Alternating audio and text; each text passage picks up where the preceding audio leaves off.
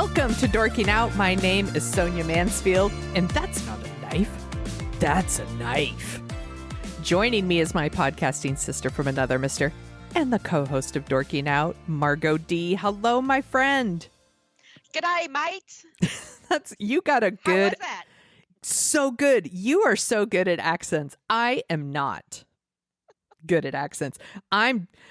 This is a happy hour show. We are dorking out about 1986's Crocodile Dundee, and I really wish I was drinking a Foster's. I heard it's Australian for beer, but I'm not. I'm drinking a sour IPA from New Belgium. Sorry. Holster's Lager. Sorry. That's right. You. I got a new headset, you guys, so let me know if you like the way it sounds. I think too much money for it. I think you sound great. I think you always sound great. But of course I would say that. Except when I'm breathing too much. What? Remember the review I got? Oh, that you breathe through Margo, close your mouth. Stop breathing, Margo. You'd sound so much better if you stopped breathing. Anyway. For the free podcast that with no ads, by the way. Yes. I know. Anyway. Yeah. 1986 is Crocodile Dundee, and it stars Paul Hogan and Linda Kowalski. Yeah, and Reginald Vel Johnson, who I'm always like, it's the cop from Die Hard. That's all that's what he is to me, basically. John Million and Mark Blum, Blum, who I recognize from Desperately Seeking Susan and lots of movies in the 80s playing shitty boyfriends. He passed away, I think, in the last year. Oh, yeah. Well, R.I.P. He was really good at playing those parts, by the way. Shitty New Yorker. Yeah, she's so good at playing a shitty New Yorker. So this movie was a request, and I can't remember who requested it. I think it came up in our What a Creep group, and I think somebody also tweeted it to us where we should do Crocodile Dundee. And I know for a fact my sister also texted me at one point and was like, you should do Crocodile Dundee. This movie was so fucking popular when it came out. Do you remember how insanely popular this movie was? It made so much fucking money. It came out in the summer of 86. Everybody saw it. And if they didn't see it twice, by the way. Yes. And it was one of those times when movies would be out for like 5 or 6 months. And then when it went out on video, you had to pay somebody off basically to be able to rent it. It was ridiculous. And then it was on TBS or TNT or something, like syndicated here in the States anyway. They played it all through the 90s. Yes. It was. I have not seen this since then. I also had not seen it since then. Just to establish this for everybody, it's the second highest grossing film in the country that year. It's for a little like comedy that was made for like $10 million or something. That's pretty fucking huge. And it was like the second highest grossing film in the whole world. And I think it might still be like the highest grossing Australian film. Like, that's crazy. No, wouldn't it be, what's the ABBA movie with the girls? Mamma Mia? Not Mamma Mia. The one where it's this one that you think, Muriel's Wedding, where you think it's going to be hilarious comedy. And it's like the saddest fucking my God. ever. All right. We will do an episode on Muriel's Wedding someday. That movie makes me cry. Yeah. Parts are so funny, and then there are parts where you're like, ow, you just punched me in the gut. Like, it's like Australia had a moment in America, and we also had In Excess was like super popular. Their albums were really popular. Do you remember Yahoo Serious? Yeah, I do. He did a movie called Young Einstein. And then there was Jocko. Like, he did all these commercials. Yes. This big, oh my God, there was just so much for us anyway. Like, there was a lot of Australia that like got discovered in America at that time. Yeah, Australia is so hot then. So hot. It still is. No, I'd love to be there. Yeah, I have coworkers in Australia, and I'm always like, I just love their accents, and I love hearing about just what it's like there. My brother lived there for 5 years. It was in Melbourne and Sydney, Mm-hmm. and I forget where else, but it was just like his favorite time in his life was when he lived there. Oh, I bet Yeah. it's amazing. I can't wait to go. Someday I'll get to travel there, and I'm looking forward Yep. to that day. So if you've never seen Crocodile Dundee, you don't need to go back and watch it. You could just listen to us talk about it. But here's the idea.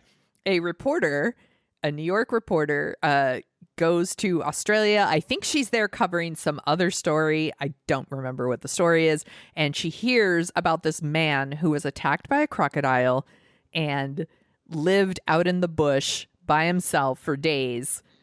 He lived to tell the tale, and she wants to write a story about it. And for some reason, this involves her spending like 2 nights with him in the bush to write the story. She couldn't just interview Get him. it? She in the bush. Get it? Ha! Push in the bush. She. It's gonna be one of those. It's going to be one of those shows, my friends. We are drinking. I don't know why she couldn't just interview him. She wants to like live it, I guess. I don't know. Anyway, She wants to tap that. Let's be very clear. From Very the second clear. She sees him. yes, she does. This movie is very strange because, okay, there's a lot of things we're going to talk about that I'm like, well, that's problematic as fuck, and I don't like that part or this thing. But I will say, and maybe we're going to disagree. My issues are never with Paul Hogan in this movie. I actually think he's very likable. There's a couple of things that character does where I'm like, that's fucked up. Like, you know, he goes to New York at one point and it's like he discovers like bidets and traffic and sexual assault, and that stuff I don't like. But I think Paul Hogan is actually really good in this part. It's no slight on him. No, Nick Dundee is a very likable character. Yes. And I think that's really what carries the movie. I think they're both likable. I think they have incredible chemistry. Yeah. No, I think No, they I do. think they do. I don't think she's that likable. Yeah. Well, Here's why. Yeah. And I actually do like their chemistry. I do think they have good chemistry, and obviously it carried off into like the real world, and you know, we'll talk about that in a bit. But like, she clearly really likes him. They have like an instant connection. She convinces him to like come to New York with her. She says for the story, but before that, she has like made a pass at him and they like kiss and stuff like that. But then she brings him to New York and she's got a boyfriend. well, but this is also okay. There's this Julia Roberts movie with not Hugh Jackman, Hugh Downs. No, Hugh. Which I'm The like, one where Hugh Grant, where she's a Notting movie Hill. star. Notting Hill. This Yeah. is what always pisses me off about that movie. yeah. Because she goes out of her way to flirt with him. Mhm. They have this relationship, and then Alec Baldwin shows up, and she's screaming at Hugh Grant, going, "I have a boyfriend." Yes. That's what's happening in this movie. That's what's happening in this movie too. Yes. And Anyway. I feel like it happens over and over throughout the movie, and it takes me out of it every time. Like the stuff of him in New York, like being overwhelmed by all the people, like I'm like, sure, like that's enjoyable, and like he's really nice to people, like because he's just he seems like he's a kind person. Sexual assault aside, transphobia aside. I know, and especially like what's going on in the culture right now Yeah. in the last couple of years, it's a little appalling. But let's go to the story. I mean, let's Yeah. start. Let's start with the beginning. Let's start at the beginning. Okay. Okay, so she meets him. She hears the story about a guy. This is one who writes for Newsday. Mhm. Now we need to talk about this aspect because Newsday is a newspaper for Long Island, which is where I'm originally from. This is not the New York Times. Correct. This is not a national publication. They fly her to Australia. You're gone for at least 3 or 4 weeks if you're Mhm. doing that. They say Before she's the internet. Yeah, they say she's gone a total of 6 weeks at one point. And then we found out later, obviously, her dad owns the paper. So, of course, you can get these cush assignments. So that was something I wanted to mention. I'm like, Yeah.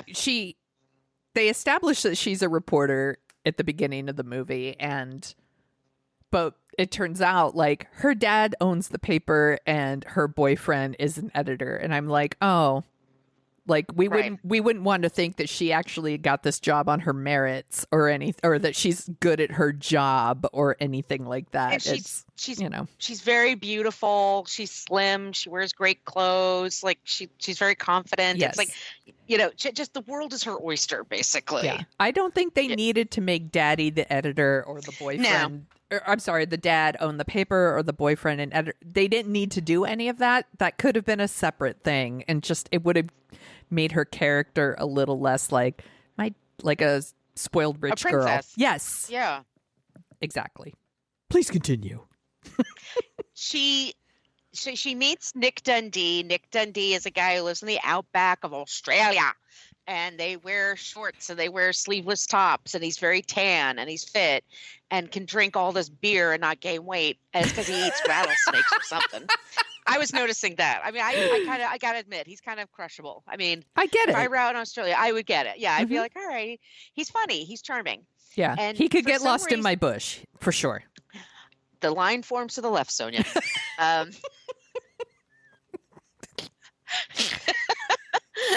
We're getting salty. I know it's happening. She goes on an adventure with him for exactly 2.5 days. Like they're leaving on Monday, they're coming back on Wednesday. He's taking her out to the bush, and and they're existing in this wildlife adventure. So she's just going to eat what he eats and sleep where he sleeps and just live the life of this man. Mm-hmm. There's a point where there's an alligator. There's a great scene where she's like getting water, and she's got like not quite a thong bathing suit, but it was just before thongs were hitting the market. Yeah. And she's gorgeous. And then she's putting water into her Canteen. thermos. Canteen, thank you. And an alligator comes out and tries to grab her. Mm-hmm. Genuinely scary. It is. And then Nick stabs the alligator, and that's the way he rescues her. Mm-hmm. It's obviously the fakest looking alligator ever, because Yes. it's like looks like it weighs 2 pounds. Like Yeah. it doesn't. But then that's what wins her over. Yes. They have drinks. They have like a moment, like, and it looks beautiful. I mean, when they're in Australia, it looks. I mean, I want to go there so bad. And they establish that he is a kind person. Like, Right. she's doing this whole thing where she's like, I don't need you. I'm a super powerful woman. I can make it in the bush. but without you, she's like, I'll meet you at the checkpoint or whatever. And she goes out, and by the way, like, he's like, you wouldn't last 5 minutes out here. You know, it's man's country. And it's like, yeah, it's a sexist thing to say.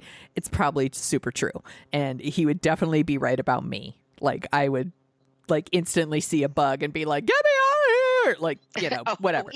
Easily. We established this in the arachnophobia episode. So I think he's Mick Dundee, by the way. I keep saying Nick. It's Mick. It's Mick, but his full name is Michael J. Dundee, which super random thing that they did anyway. But the way they filmed that scene, like, it looks like he's being like kind of like spying on her, right? And he's like, ho ho, because she's like taking off her skirt and she's got her like thong bathing suit thing going or whatever. And then the alligator jumps out, and that's legit scary. Yeah. But there's also a scene where they're camping for the night, and they are woken up by these assholes who are hunting. They're just killing, actually. I don't even think they're hunting. They're just killing kangaroos. Yeah, and he shoots them. Yeah, and so there's this dude that's like, you know, these two cars of men that are like shooting kangaroos, and she's like, you have to do something. And, you know, he was like, I'll just ignore it. But then she says something, and he feels terrible that she feels terrible. So then he does this whole thing where he makes it look like the kangaroos are shooting back, which I actually think is funny. And they're like, let's get out of here. And they like run off. And it's like, it's actually a sweet scene. And I don't know how Australians feel about kangaroos. Maybe they're like, they're giant rats, but I think they're adorable. Everybody drink. And I don't want them to die. So I'm glad he did that. Yeah, it's sweet. no, like, yeah, it is sweet. I wish there was a koala there too, but you can't have everything. Can't have everything. The movie can't have everything. They don't have Olivia Newton-John, like all my Australian things in my head. It's like, yeah, and then he's like, I'm gonna put a strip on the Barbie, and then Olivia Get a Newton. Vegemite sandwich. Yes, a Vegemite sandwich, and Men at Work starts playing, and like it's a whole. They can't have everything. Oh, I lost you. Oh? Oh, no, there you are. Okay, sorry. Bad internet. So after he does the thing with the kangaroos and he saves her life, all he had to do was save her life, and now she's kind of into him. You know, I But would be too. I get it. So then after that, that's when the story's over. Well, they kiss, like they swim in that beautiful lagoon or whatever, and then she like makes a pass at him, you know, and they kiss, and it's very sweet. And she asks him to come to New York with it's like a pretext, like I'm going to continue the story, you know, come to New York. And he's never been in a city at all, which boggles my mind. Yeah, so putting him in New York City, and New York City is always sort of like this symbol of it's America on steroids. It's like Right. so big and boisterous and noisy and loud, and it's full of people, and they're shoving each other around and get out of my way, and I'm walking here. I'm walking here, you know, all that stuff, which is true. I mean, it is that. I mean, that's based on some reality, but you know, it's the fish out of water thing. Yes. And then that's when she sets him up in a really nice hotel. The Plaza. The Plaza. It's a really nice hotel.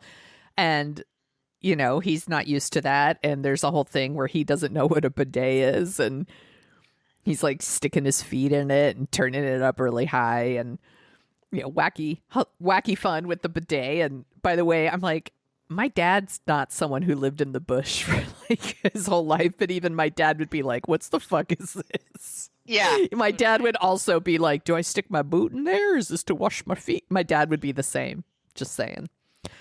And that's when we get like, I think it's kind of a fun scene. Like he's walking around New York City. He's being super polite to everyone. He's trying not to bump into everybody. He's failing.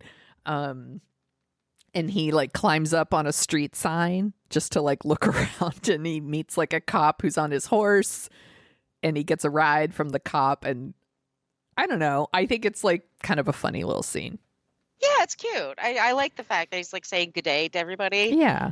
And only some people say hello. They don't have time for your good days, but I get it. I mean, They really don't. no. Oh, also in the middle of this, there's a driver that I guess he's Sue's driver, I guess. Or the boyfriend's driver. I couldn't decide I'm not sure. which one. And Yeah. that's the cop from Die Hard. He's the driver. And there is this like awkward scene where Crocodile Dundee is like, "What tribe are you from?" Like this idea that he's he's, you know, in like an what's the how am I'm gonna mispronounce it. The Aboriginal Yes, people. thank you. You Yeah. know I'm gonna get it wrong. And he's like, "No, I'm not from a tribe or whatever," but it's not my favorite thing that happens in the movie. No. But and there is a scene where Mick talks to an Aboriginal person in the bush, Mm-hmm. and it's an interesting scene. It doesn't touch on. We know now. I've learned over the years what the history is Yes. there of what happened to the Aboriginal people, and you know, it's not great. You know, I'm Right. coming from a country where it's not great either. Yeah. So it's an odd moment when he asks. It's othering somebody, you know, Yeah. which is not great, but yeah, I guess he would do that. Yeah. And the scene that happens in the bush with the guy is actually interesting because there's this idea that it's like he is part of this tribe, but he's also someone who lives in the city and he's trying to hold on to his roots, right? And his dad is like an elder and a leader in it, but he's still like he's wearing his jeans and he has a watch, and but he's got like that. So it's like this mix, and I think there was like a good intent there.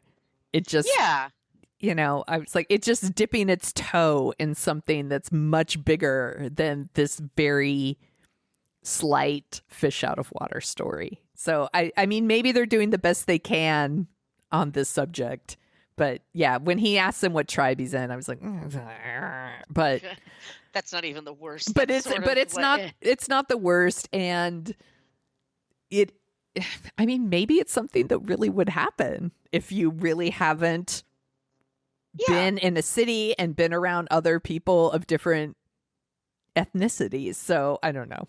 But stuff like that is what takes me out of the movie, because there's just sections of the movie that haven't aged well.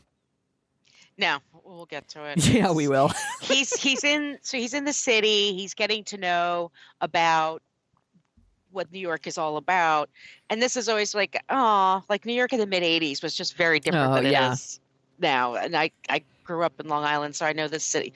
And New Jersey, I used to cut school and go into the city all the time around this time. And it brings back good memories for me.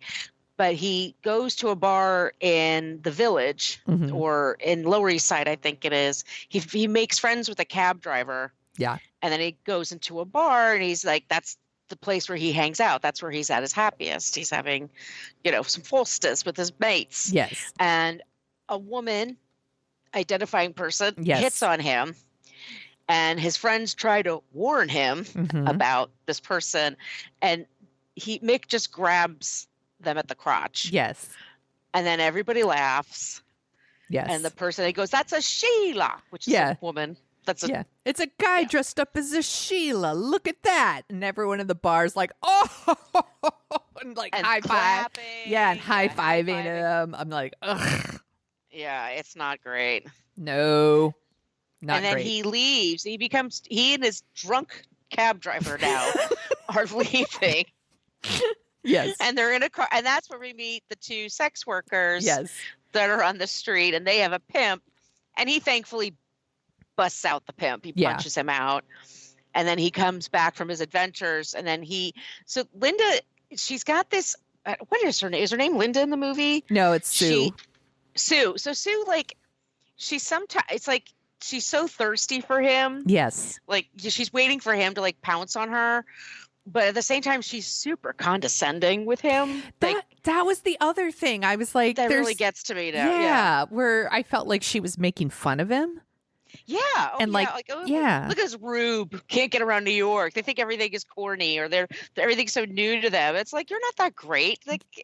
Yeah, her boyfriend does it to the extreme. He's a huge asshole. Because he's so plays that in all the movies. He does. He's so good at it.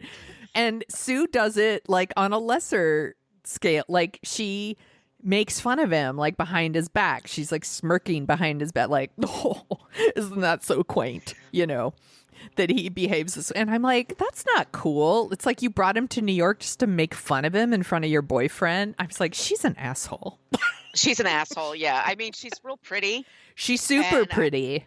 I love the clothes she's wearing. She wears 80s clothes and she doesn't look ridiculous. She looked like she looks great. The red dress she wears. I wrote the same thing in my notes. I was like, that's a dress. That's a dress. She's a hot babe. So she's a reporter for Newsday. Her dad's super rich. I guess he lives on Long Island. Yeah.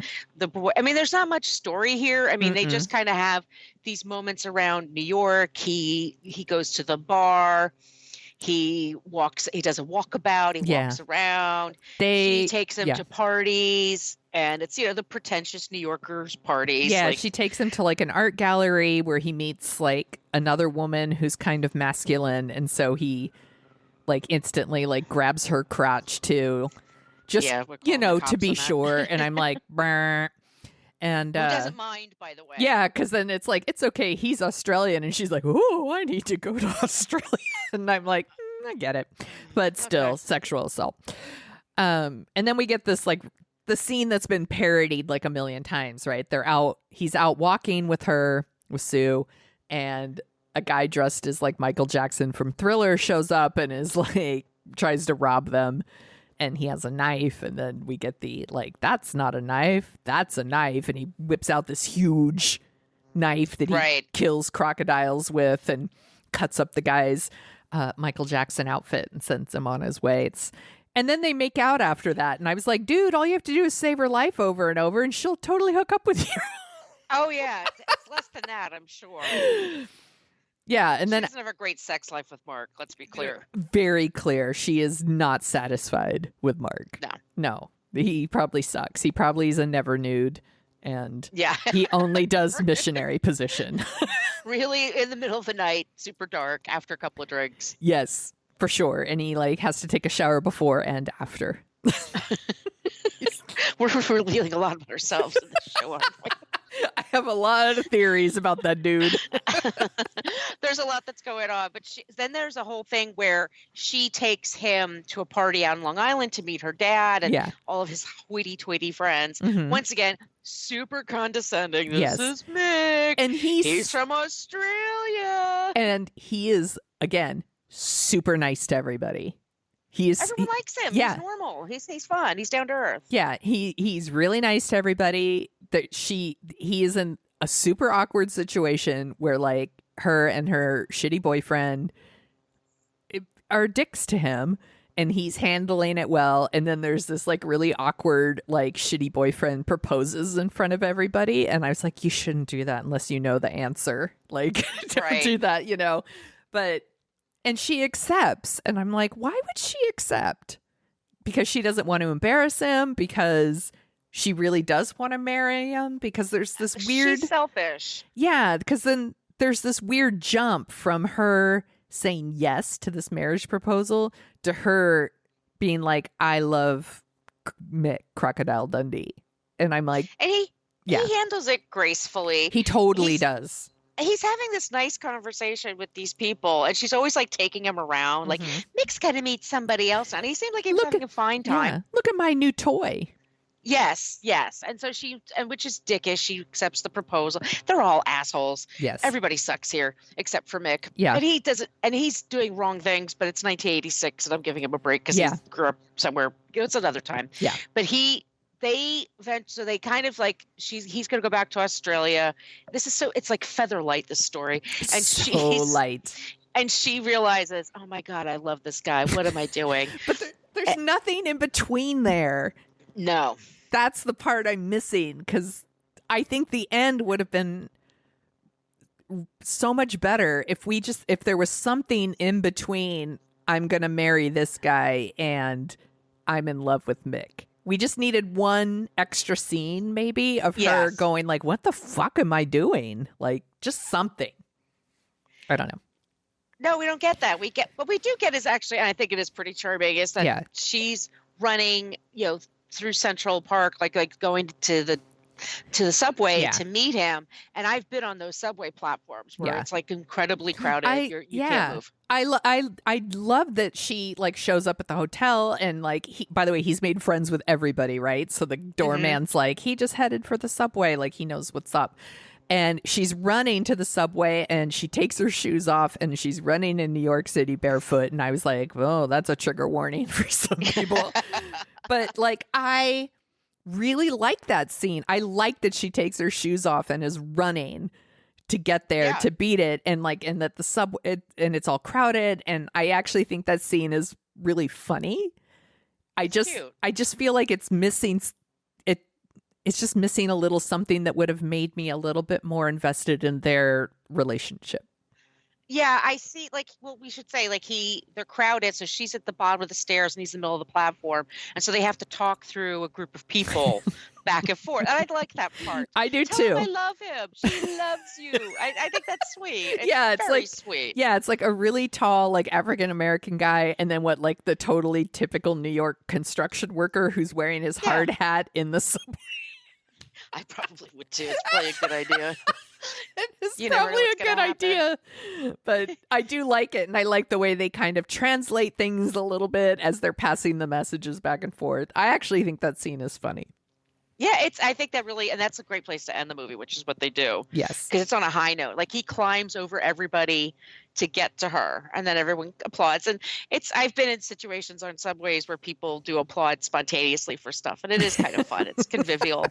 You kind of like, we're New Yorkers, having a moment. But that's the end of the movie. And it makes a shitload of money. Everybody saw this much movie. Money. All of her moms liked it. All of her, like, I was just going to say, I saw this with my mom and she loved it. Yeah. All of her moms just thought, because I think they all have that feel. They want to fuck Paul Hogan. They want, like. That's know, what it I was. know that now, All but I these realized now, women. like, oh, that's what it is. Yes, all these women in their 40s and 50s were like, oh, I need to go to Australia. Oh. My mom saw every Clint Eastwood movie. She saw, I'm like, oh, I get it now. She was fantasizing. Yeah. Oh, that's That, fine. by the Yeah. way, still my mom about Tom Selleck. Oh, yeah. My mom Mark Harmon. has the hots for Tom Selleck. She will murder people for Tom Selleck, I think. That's my My theory. mom is ride or die for Mark Harmon. Whatever he wants to do with Dude. his career. I gotta say, I fucking get it. I might be in Yeah. that boat. We watched Summer School. I'm into it. Yeah. I totally get it. I love that all the women were hot for Paul Hogan back in the day. He was, but also like I'm attracted to competence. Like we're attracted to somebody that you're like, oh my God, there's a alligator in the apartment. Can you take care of it? He'd be like, yeah, no problem. He doesn't lose his temper. He never gets angry. Yeah. He keeps his cool. He has a good sense of humor. He's nice to her the whole time, even when she's The whole shitty. time. You could take him to any party and you don't have to babysit him. He would totally just make conversation like a human. Yes. Like that's like the thing that got annoyed with her after a while. I'm like, he's great. Just leave him alone and let him have a good time. You don't have to, trot him around like he's a Pekingese, that you have to show off to all your friends. Like he's doing fine. Because I've been with guys that are just like, ugh, they can't make conversation with anybody. They're so fucking tedious. They are so like, you can't leave me. Don't leave me for 1 second at this party. It's like, oh my God, it's the worst. It's the worst. Yeah. By the way, I'm one of those people that you could bring to a party and I will totally talk to everybody. I will do the same. I'm totally competent that way. So like, there's something about him, like, maybe he doesn't talk very much. Maybe you have to like work at his feelings, like make sure he's okay. And yeah, he might need therapy. Sure. Yeah. Or he just talks to his mates. He tells the one person at the bar and they tell everybody and it's over. Which I like that scene too. He's very competent and he's handsome and he's charming and he's, there's a lot there to work with. I just don't think there's a lot of range. I think he kind of like has a character. Yes. Yeah, for sure. And that's what he's done. And he made a shitload of money because he's one of the creators. So much money. He invested in the movie. He helped pay for it. Yep. He got his money back and then some. And like we said, this movie was huge all over the world. And here's what boggles my mind.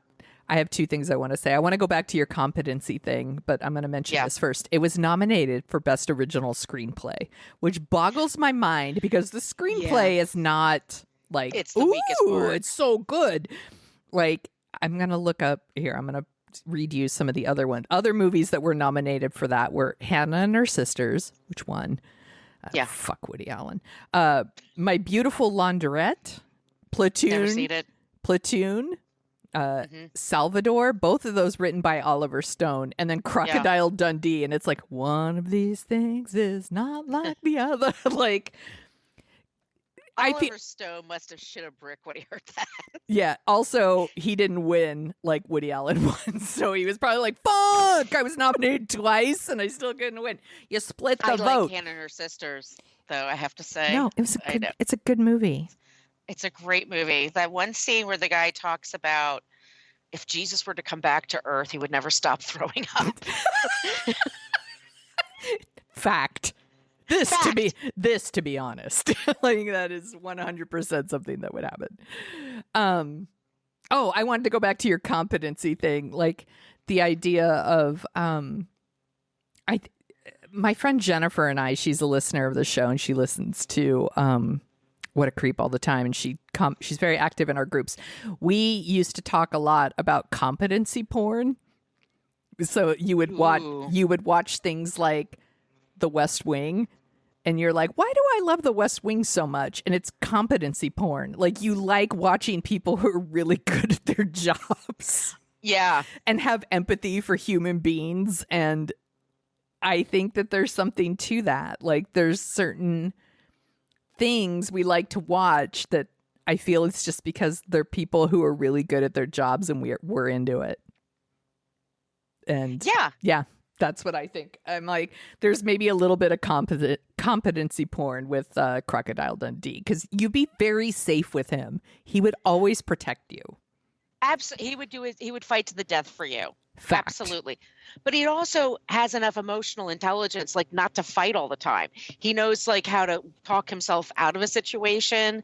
He evaluates it carefully. Mm-hmm. You never see him lose his temper. This guy who fought a crocodile, like, you think he would be kind of ornery. He's pretty calm.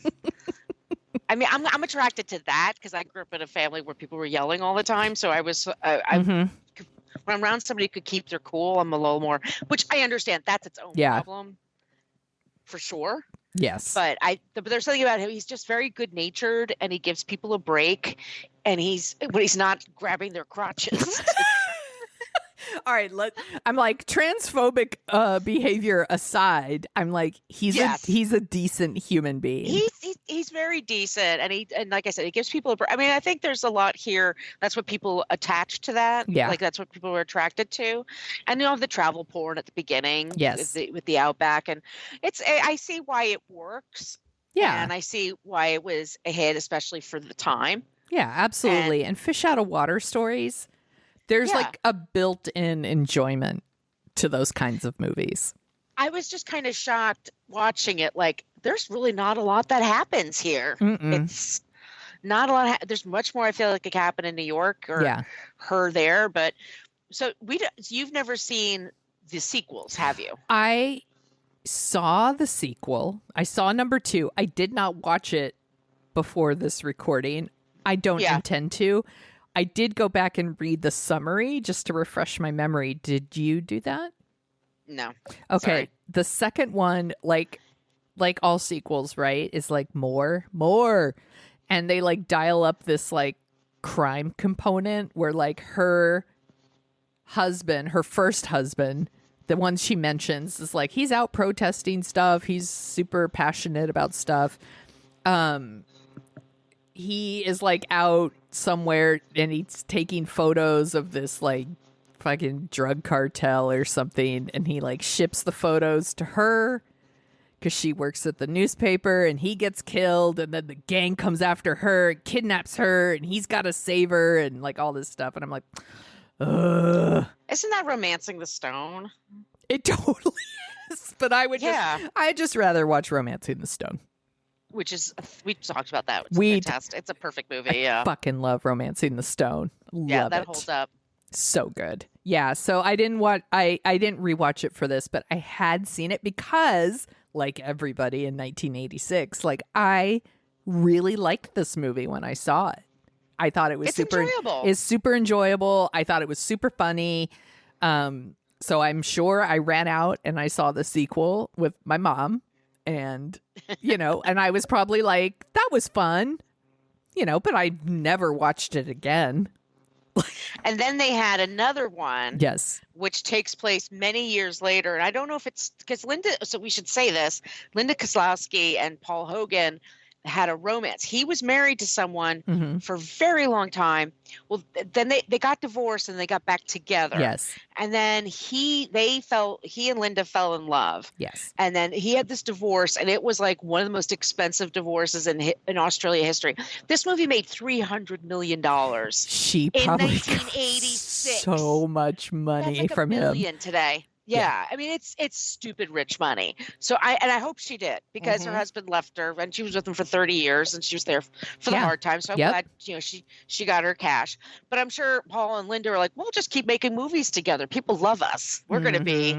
Because he did Almost an Angel after this, which so I read that he was offered Patrick Swayze's part in Ghost and turned it down. And I'm like, no. That's his publicist. No. Yeah. And then he did a movie called Almost an Angel. I think it was a bomb. I remember it playing at my theater. Nobody's seen it. I really only remember the standee for it, to tell you the truth, because it was like just Paul Hogan and like nothing else. And my boyfriend at the time took the standee and would drive around with it in his car. And he's like, I wonder if I could get past on the carpool lanes. And I'm like, maybe. You should go for it. You can try. Go for it. I don't remember if it worked. Aaron, if you're listening, let me know if it worked. So I didn't see it. And then there was what? Crocodile Dundee in L.A.? LA, and that's where I guess they moved to LA. They get divorced. Aww. And now that was a few years ago. And now he's living the last time I checked, there was an article about him. He's living in Venice, California with his son in like a big mansion, by the way. But he's dying to get back to Australia, but he's very confused. He's like, I don't want to deal with the 2-week period where you have to be quarantined. He wants, but then he does believe in he's not an anti-vaxxer. He's very pro-vax, and but he says, like, it was this article from a few months ago, he's dying to get back to Australia. He hates Los Angeles. He wants to go back, and his son's old. He's like 24 or something. So he'll be fine. But yeah, Australia. That's all I know. It's funny. We feel like so many other countries are like more progressive than us in some ways. Australia is actually like behind us on the vaccine thing. Like, people are like just now getting like their second dose. And so, yeah, if he wanted to go back, there would be this like 14-day quarantine that I could see. Like, that sucks. That sucks. Yeah. I get it. I have a lot of friends that are going to be traveling in the next couple months, and they're going to have to do it too, to go back to like Singapore and India and stuff like that. So it's a thing. It's a thing now. That's the world we live in now. It's true. I hope Trashy Divorces talks about Paul Hogan and his first wife, because I think it'd be a good one. I'm going to send the note to Alicia and Stacy Monday, first thing. Yeah, I want it. I want to hear it, or we could do it with them, because I'm very, very curious about that. Do you want to hear about some other movies that came out in 1986? Goddamn right I would. Okay. Blue Velvet. I never liked that one. I'm fascinated that you didn't like it. I wonder if you'd like it more now. I might. I'm a little less shallow than I was then. You're never shallow. That can't be true. Oh, yeah. Oh, absolutely. I remember liking it at the time, and then you watch it a couple years later with a little life experience and appreciate it appreciate it more. I liked it. Is it on Criterion right now? Because they had a whole bunch of David Lynch on there. No, what's on Criterion right now is doing film noir. Yeah, for November. Yeah. Noir-vember. Noir-vember. Yeah. They're so clever. They're so clever. I will be watching the shit out of a whole bunch of those things. The Color of Money. Good movie. Yeah, it's entertaining. I like Paul Newman very much. Is it Scorsese's best? No. I'm sorry. Were you asking a rhetorical question? Yeah, I was like, it's not. No, it's based on a book, and the guy that wrote that also wrote The Queen's Gambit, and I'm blanking on his name. Oh. We're going to cover it for Book versus Movie one day, because he also wrote the original The Hustler. Interesting. Yeah. And then The Man Who Fell to Earth. He also wrote that. Oh, damn. Yeah. I didn't know that. Interesting guy. Yeah. Yeah. What I mainly remember about The Color of Money was it had that Eric Clapton song in it. It was like, it's the way that you use it. Bow, bow, bow. That's what he also did, that beer commercial, After Midnight. Was it for like Michelob or something? Yeah, and it's like, aren't you an alcoholic? Why are you doing ads for beer? Oh, Eric my Clapton. God. Fuck Eric Clapton. He's a piece of shit. Sid and Nancy came out in 1986. Yeah, it doesn't hold up great. Ooh, I haven't seen I don't think I've seen it since 1986, actually. It's hard to watch if you've ever read the book by her mom, and I Don't Want to Live This Life Anymore. I mean, Nancy was someone who needed a lot of help. Yeah. And he was not helpful. And he also wasn't nearly like this loutish badass like he comes across. Anyway, that's a whole other discussion. Okay. Good to know. Hoosiers. I love Hoosiers. Yeah. That's one of my favorite movies of all time. It's a really good one. Yeah. Three Amigos. Funny movie. From what I remember. I laughed at the time. Yeah. Martin Short and Steve Martin. Forever. Chevy Chase. Forever. But the other two, yes. The Money Pit. I like the Money Pit. I haven't seen it in a while, but I remember really loving it. The Money Pit, I remember seeing at the time and being like, it's okay. And then watching it like a few years later on cable and being like, I was wrong. This is funny. Yeah. It's goofy. Yeah. Speaking of movies that don't hold up, Short Circuit. I haven't seen that in a long time. It's one with the robot that is hit with lightning, I believe, and then develops like humanity. But there's Fisher Stevens in there playing a Indian character. Oh, of course. That makes sense. Yeah, and you're like, awkward. No. God. No. Gross. Also 86, Lucas. I'm like, I loved Lucas. That movie broke my heart. Yeah. That's a good movie. R.I.P. Corey Haim. Poltergeist 2. Not great. No. Not good. The sequels aren't that good, yeah. No. First Poltergeist, masterpiece. Second one, no. And then the last movie is Aliens. One of my favorites. Me too. It is Fucking holds up. I saw it. We did, so before Margo joined the show, I did an episode on Aliens with, I think, Peter Brown, a writer from Assignment X.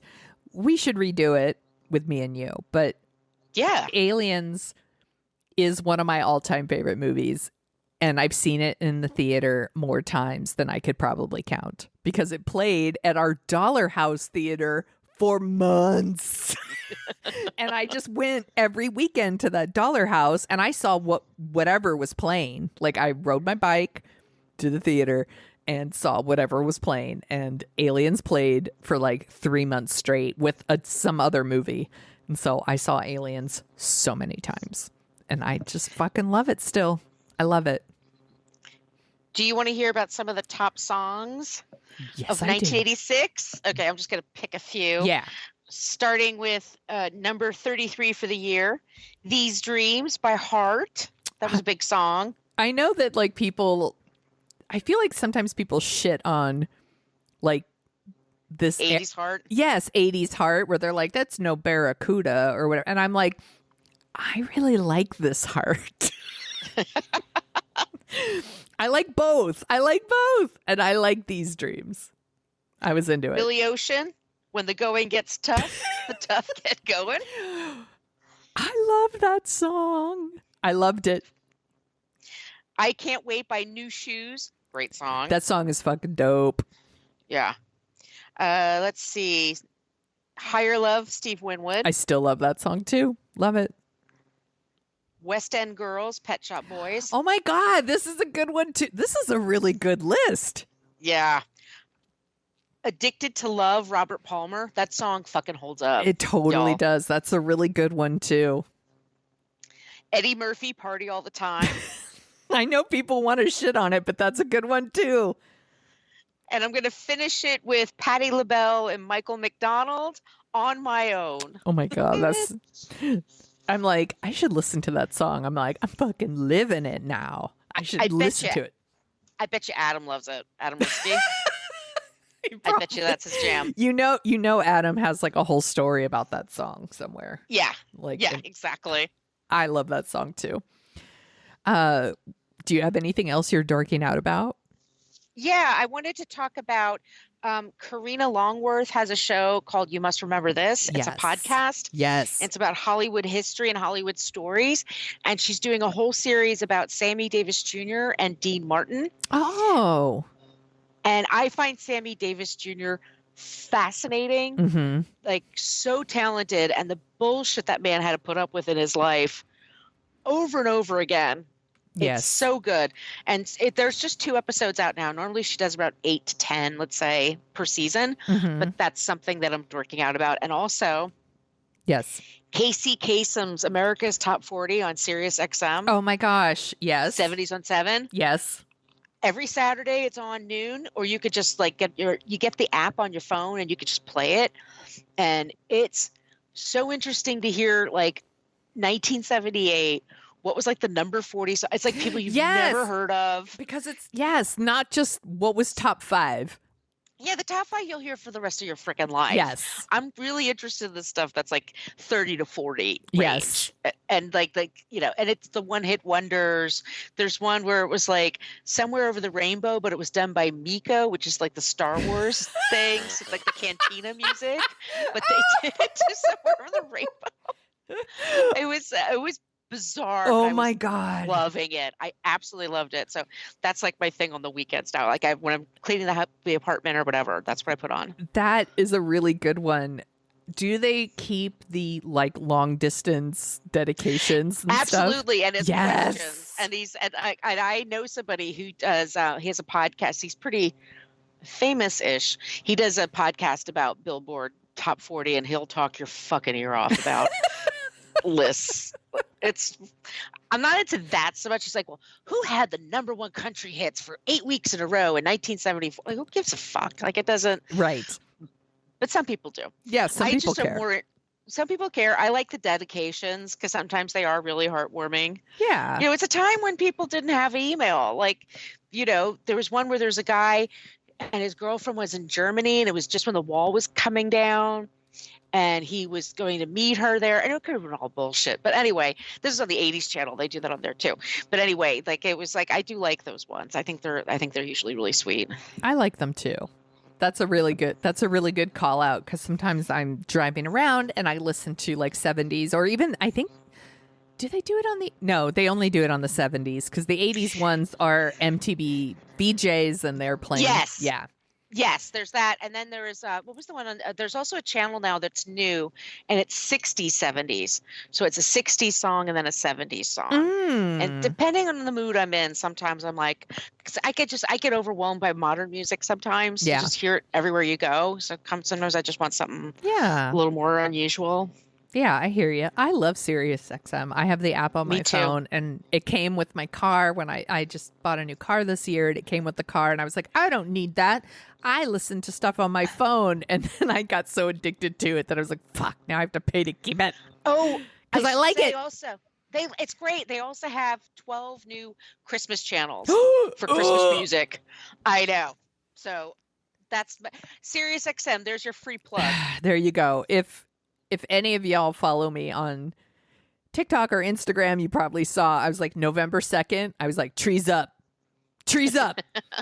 I'm like, I'm hanging up the lights this weekend. I'm like, I'm going to listen to one of those Christmas channels while I do it. I'm watching Hallmark holiday movies. I am all in on the holidays this year. I am not playing.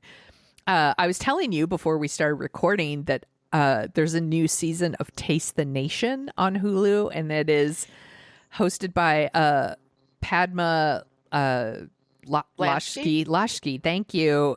She hosts Top Chef. I love her on Twitter. I follow her on Twitter. She's always posting great stuff on there. But I love Taste the Nation. I watched the first season. I really, really enjoyed it. The second season is all about the holidays. And cool. So it's all about like the food of certain holidays, but also like because the show is kind of a combination of it's about food, but it's also about immigrants and like what it was like, where they came from and what it's like for them here in this country and the food and how it's changed from where they were to here in America. So there's like Americanized version of food. I just think it's really good. I really like her. I think she's really smart. She asks really good questions. She has so much empathy for the people she talks to. Like you can just see, like she's not just sitting there waiting to like ask her next question. She's listening. And I don't think they all do that. She's an immigrant. Yeah. Yeah, so she gets the experience. She does. And I just super love it. And so I've been watching that. And I also mentioned to you, I watched the new movie on Netflix called The Harder They Fall. And it's a Western with an all African-American cast. It's like the hottest people on the planet starring in it, like Idris Elba and Regina King. And it's a super stylized Western. So the music is modern, but the look is obviously Western. I like Westerns very much. I really like this movie. I thought it was super entertaining. It was super interesting. There are good guys and bad guys and people in between. And Regina King plays a really strong, like, I guess she's a villain in it. She's so great. I really, really liked it. I think it's it's a little long. It's like 2 hours, 15 minutes. It feels a little long to me, but I think it's still really good. And I'm going to look up the man's name who stars in it because he was also in I'm going to look it up right now. The Harder They Fall. He was also in The Last Black Man in San Francisco. Did you see that? Mm-mm. It's really, really good. You could stream it anywhere. And it's really about like how San Francisco has changed and how it's kind of pricing people out, which I'm kind of, and I'm kind of living. So I get it. His name is Jonathan Majors, and he's the star of Harder They Fall. I think he's really, really great in it. And then there is another woman I wanted to call out, and I'm looking up her name right now. And her name is Danielle Deadweiler. And she is playing a woman who really downplays that she's feminine. So I would say she's trans before trans was a thing, I guess. I don't know a better way. Interesting. And there is a scene where like she puts on a dress to like help rob a bank, and like her awkwardness of wearing a dress when she hasn't probably ever worn it's really well done. Her performance is really, really great. It's a good movie. So she doesn't identify as a Sheila. Correct. She would survive more than 5 minutes in the bush. The bush. Anyway, that's what I'm dorking out about this week. Margo, where can people find you on the internet? You can find me on social media at Brooklyn Fit Chick, and that's the name of my site, brooklynfitchick.com. And if you like the sound of our voices, you can also listen to us at What a Creep Podcast. You can go to whatacreeppodcast.com, and almost all of our episodes are there. If you're a Patreon subscriber, you can get seasons 1, 2, and 3, but all the other ones are there. And we're having a really good time there. We talk about creeps, and then we end every episode with someone who's not a creep. You can find me at thesoniashow.com on Twitter, Instagram, and TikTok. Mainly videos of my dogs, but still, it's fun. And if you would like some stickers, we have some really cute stickers, dorkinoutshow@gmail.com. And if you want to give us a review on Apple Podcasts, we'll be your best friends. It will really offset the ones from people who go, lady podcast, your voice is annoying, and I hate it when Margo breathes.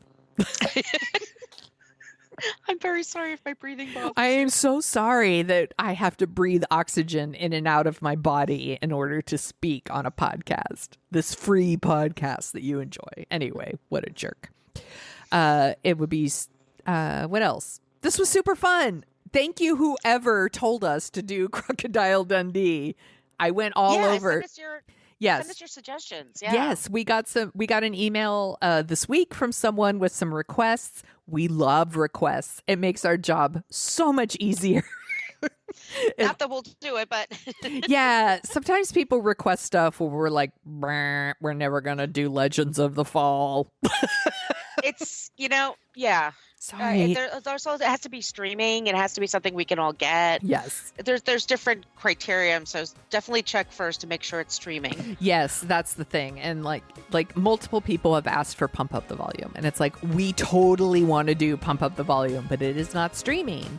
So we're checking. Or Airheads. Airheads, that was the other one. Yes, we're always checking, because as soon as they're streaming, we're on it. They move to the top of the list, I promise. So this was really fun. Thanks, Margo. Good day, Good night, mate. Night.